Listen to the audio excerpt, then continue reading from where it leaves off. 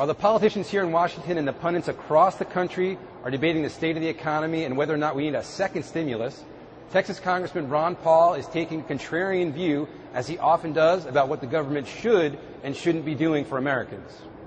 If you had won the presidency, and obviously you ran for the presidency, what would you be doing differently than President Obama has done, specifically in the way he's handled the economic crisis?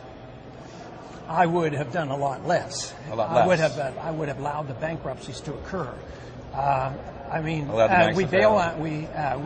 We allow Lehman to go bankrupt, so it helps Goldman Sachs. Right. And then we bail out AIG, that bails out Goldman Sachs. The people that were overextended should be bailed out. Debt should be liquidated. The sooner the debt is liquidated, better. The faster the home prices come down.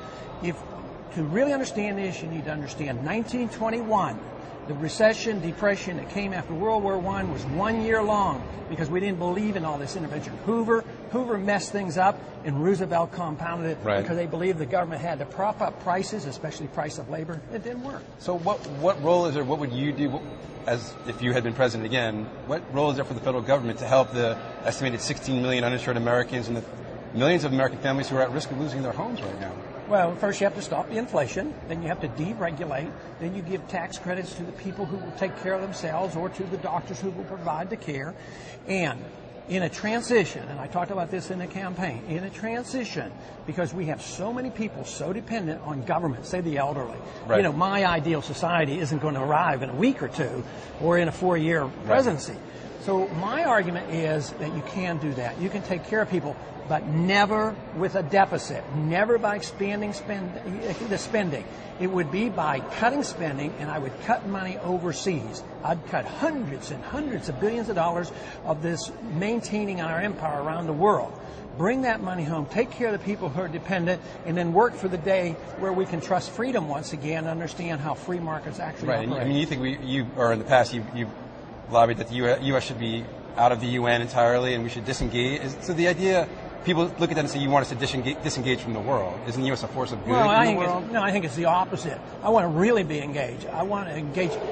These people who talk about free trade and engaging around the world, they've given us sanctions against Cuba for 40 years. That's true. So I'm the one that wants to trade and travel and deal with Cuba.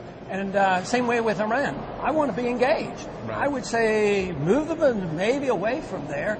Talk to them and say, look, let's start off with a soccer game or something. Right. You know, let's break the ice. Let's talk to people. Let's not threaten. What we have in foreign policy is we have two policies. One, we threaten them. And if they do our bidding, we give them a lot of money. If they don't, we bomb them. Right. And I say, just talk to them and don't threaten them. And this whole idea that North Korea is a threat to the United States or the Iranians are going to drop a bomb is sort of like the argument that we had to go into Iraq because Saddam Hussein was going to bomb Washington, D.C. I mean, it's nothing more than war propaganda to build up the military-industrial complex. Right. So turning back to the economy, what is your sense of the state of the U.S. economy right now? How optimistic or pessimistic are you? I'm very pessimistic. I think we might be through a third of it, and nobody knows how long it'll last.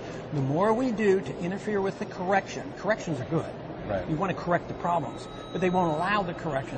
The more we do, the longer it lasts. The Depression actually ended after World War II. The war did not end the Depression. Right. I mean, I remember the war, and we lived in very depressed conditions.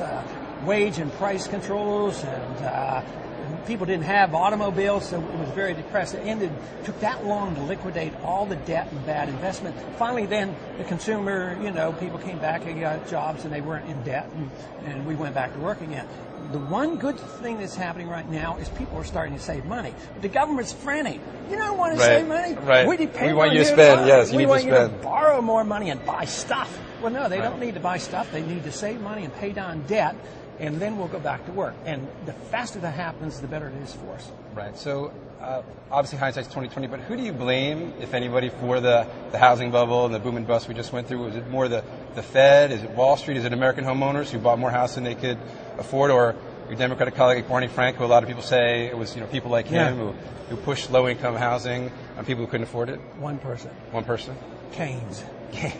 Keynes did it because he came into vogue in the 20s and the 30s, and people believed it, and they've been living by this.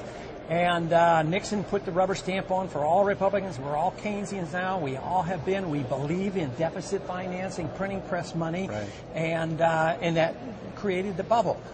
So it's an intellectual fight. Keynes has lost this, and people are starting to recognize this system doesn't work.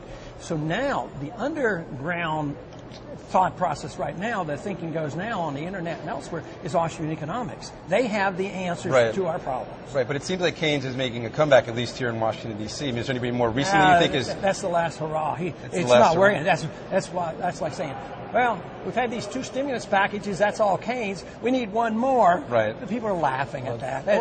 What do you say? What is your sense of the political appetite right now for another stimulus package? Because there's been some chatter. Do you think we're going to see the Democrats try it? Yeah, they will, and it might get passed, and they'll probably wait in next month when the economy has a few more bad statistics and right. unemployment's 11%. We'll frantically pass more money and continue to do the things that created the problem in the first place.